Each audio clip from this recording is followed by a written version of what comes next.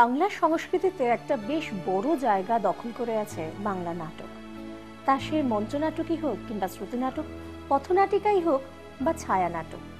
নাটকের বিভিন্ন দিক, বিভিন্ন আঙ্গিক, আর তার সাথে সাথেই চেঞ্জ হয়ে যায় তার সজ্জা, তার কথা বলা, তার অভিনয়, সবটাই। কিন্তু আসল কথাটা হলো অভিনয়। নাটকে কিভাবে অভিনয়টা করা হচ্ছে।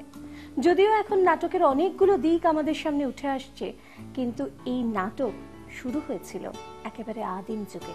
আরেকটু ব্যাখ্যা করে বলি কিভাবে এলো এই অভিনয়। আদিম যুগে যখন পুরুষেরা যেতেন শিকার করতে, মেয়েরা থাকতো বাড়িতে।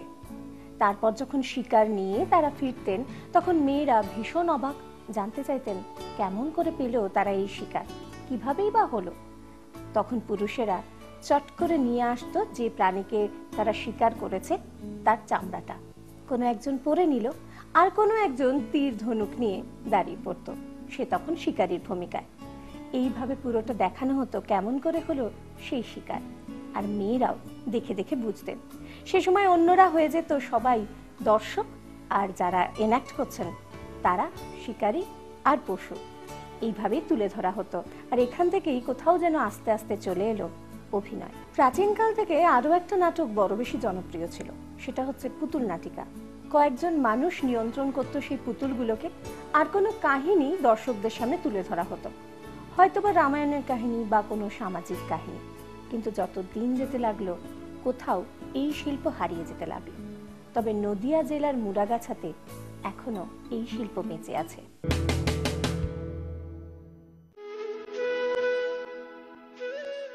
1955 সালে বাংলাদেশের খুলনা থেকে এদেশে এসেছিলেন জিতেন হালদার।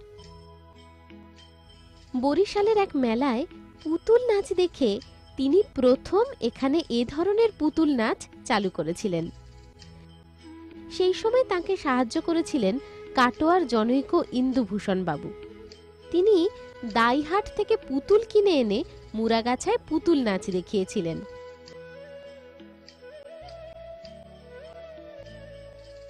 একসময় ঐতিহ্যবাহী লোকনাট্যের প্রাচীনতম জনপ্রিয় আঙ্গিক ছিল পুতুল নাচ। অতীত দিনের মানুষের কাছে এই পুতুল নাচ শুধু আনন্দেরই খোরাক ছিল না, সামাজিক প্রভাবও ছিল ব্যাপক।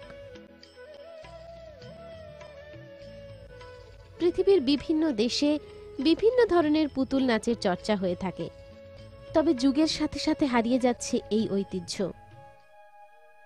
যে খেলা দেখার জন্য একসময় বিভিন্ন মেলা উৎসবে ছেলে বুড়ো ভিড় জমাতো, তা আজ ভিডিও গেম, মোবাইল আর ইন্টারনেটের যুগে সেই পুতুল নাচ এখন ব্রাত্য। তাই এই শিল্পীদের সংখ্যাও কমে আসছে।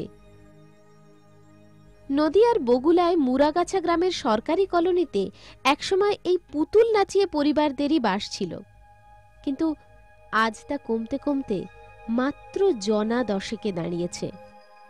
তবে তারা কিন্তু এখনো ধরে রাখতে চায় এই ঐতিহ্যকে।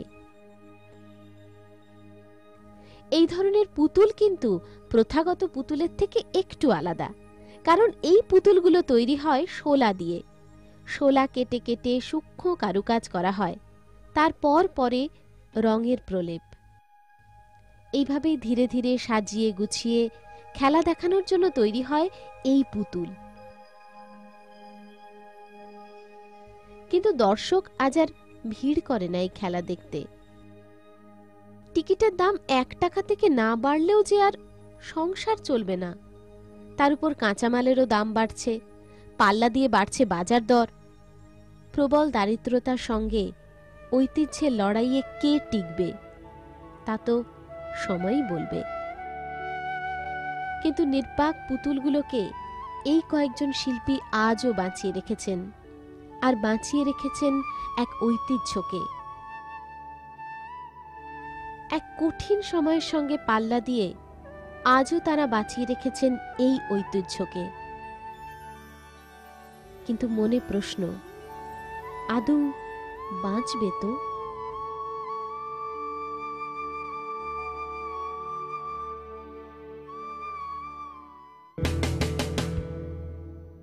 নিয়ে নিচ্ছি একটা ছোট্ট বিরতি, ফিরে আসছি বিরতির পর।